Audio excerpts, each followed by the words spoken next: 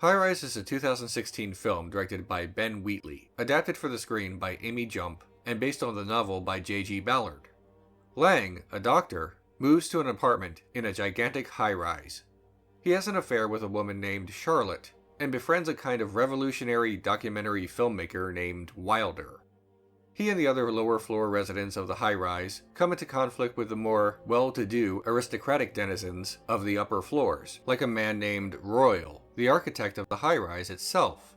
A series of dueling parties turn into violent rebellion of the poor against the rich. Everyone loses their minds, their sense of decency, and interest in the world outside the high-rise. In the end, Lang appears unhinged, speaking about himself in the third person, talking to the high-rise itself, perhaps as a kind of god, and planning a new party since the violence has subsided, at least for the moment. High Rise is a visually stunning film full of single-point perspective shots and images that look as if they were pulled directly from paintings. But the gorgeousness of the film is not only aesthetic, it is in service to grander philosophical themes. High Rise, both the film and the novel, examines the nature of humankind as it becomes more and more reliant on modern conveniences.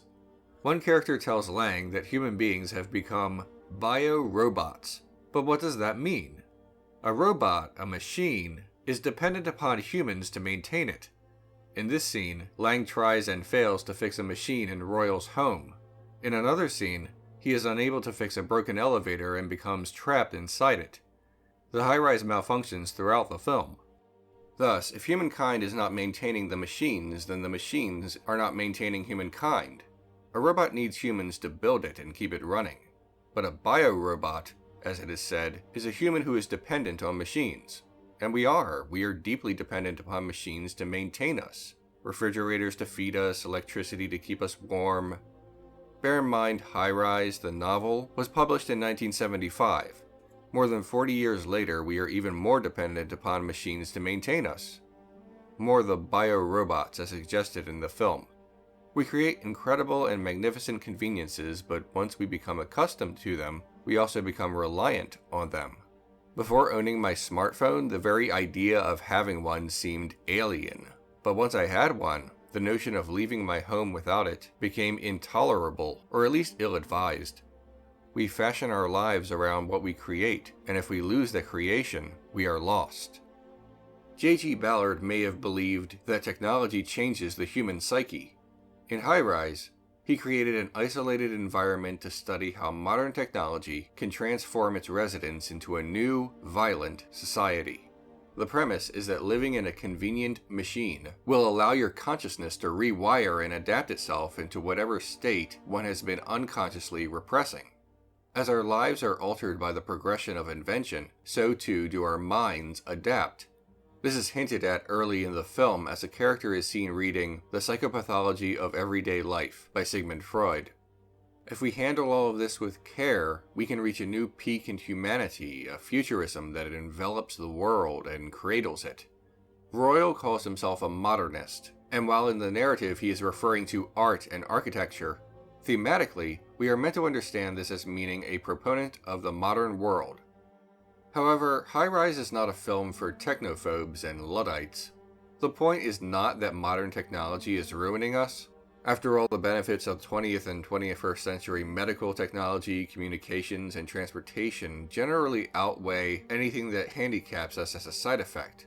Rather, High Rise explores the possibility of lack of desire, lack of motivation. The residents of the building have convenient lives, and therefore lose interest in anything else. The possibility of technology changing the subconscious of the human mind is referenced in this scene, perhaps playfully, as Royal shows Lang a diagram of the high-rise. It looks like the unconscious diagram of some kind of psychic event. Well, that's good. I'll use that. Royal sees his buildings as a formation of a hand, the high-rise they presently inhabit as a finger, but Lang sees it as a mind, something within the body and not the superficial. This ties into something else in the film. Lang's loss of self at the end could also be seen, more accurately, as the discovery of himself. Early on, Lang peels away the skin of a human skull, a mask. Later we see a skull next to his own head, symbolizing that he's peeling back his own mask. Reflections also reoccur in the film, reinforcing the idea. Lang is the only person at the party not dressed as an aristocrat from a previous century, not costumed, not masked like the others. Later in the film, in his frustration, he paints his home a plain gray color that matches his suit and even gets it all over himself. A loss of all decadence, yes, but also foreshadowing his later connection with the high-rise. His eye painted over, much like the lone square of paint early in the film. He violently protects his can of paint, further likening both it and the high-rise to himself. As he loses his mind, Lang tells someone that he has never been happier. There is a kind of freedom to no longer caring, allowing oneself to let go of the mask, no longer caring about personal identity, about anything. Lang is happy to no longer be himself. At the end of the film, Lang refers to himself in the third person, as if he were someone else. He is one with the high-rise, abandoning his previous identity and mask. He thinks nothing of the corpses around him, or killing a dog and eating it. The rich, especially, have less to worry about, nothing to care about, and when we have no more battles to fight, we become either complacent or we create new chaos. That is what appears to happen in the film, as the wealthy, troubled by the poor throwing a grand pool party, are resolved to throw their own even greater party that ends up casting the high-rise into ruins. We've got to show the lower floors that we can throw a better party than them. Well, healthy competition is the basis of a modern, thriving economy. With everything they need within the walls of the building, nobody bothers to leave unless absolutely necessary. Thus, the eponymous high-rise has become a microcosm of society. The rich live on top, the rest live lower. The madness of the high-rise infects its residents, and the revolutionary wars against one another take the form of anarchical parties with murder and rape. The microcosm is narrative, but the imagery is metaphorical.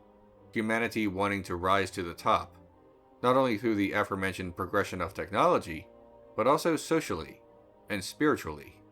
In high-rise, it's actually an amalgamation of both, as money and philosophy are intermingled.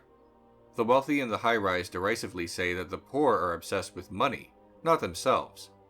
What the rich woman who says that leaves out is that the poor must be focused on their budget because they have less.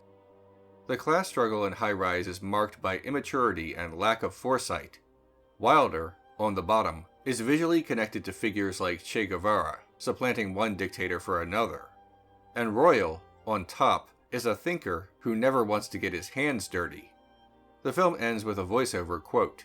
American audiences might not immediately recognize the voice, but it is former Prime Minister Margaret Thatcher, touting capitalism as the only system of the world. The residents of the high-rise have embraced this in one form or another, and it has destroyed them. Early in the film, while Lang is touring Royal's home, he sees a painting on the wall. He remarks that he was under the impression that this was in a museum. Royal's wife nonchalantly says that he must have been mistaken. Although high-rise never explicitly names it, the painting in question is Witch's Sabbath, also called The Great He-Goat, an oil painting by Francisco Goya. The famous artist actually created this work while in seclusion, suffering from an illness that some believe may have been lead poisoning. Goya created Witch's Sabbath within his home. Royal, comparatively, is suffering from an injury and has isolated himself at the top of his high-rise. The most common interpretation of the painting is that it is a bitter protest against the royalists who had taken control of Spain after the Peninsular War. It is probably no coincidence that this painting was used in the film, mocking the royalists and the clergy, and the closest high-rise has to an antagonist is actually named Royal. It also presents the struggle against those in power, those of influence, as eternal. The villain of the painting is literally the devil, and in showing this, we see a centuries-old conflict in its latest cycle, not relegated to Spain but to England, to the world, to the high-rise. At the end of the film, Lang is in possession of the painting. He is the new master, the new devil. Revolution against powerful demagogues often breeds new monsters. Lang says he will soon host a party, a modest affair he claims, which also harkens to the most famous title of the painting, which is Sabbath. The parties turn into revolutions and rituals, insane reverence for dark ideals, even religious, monstrous, a black Sabbath. A kaleidoscope? Ah. What can you see through that thing? The future.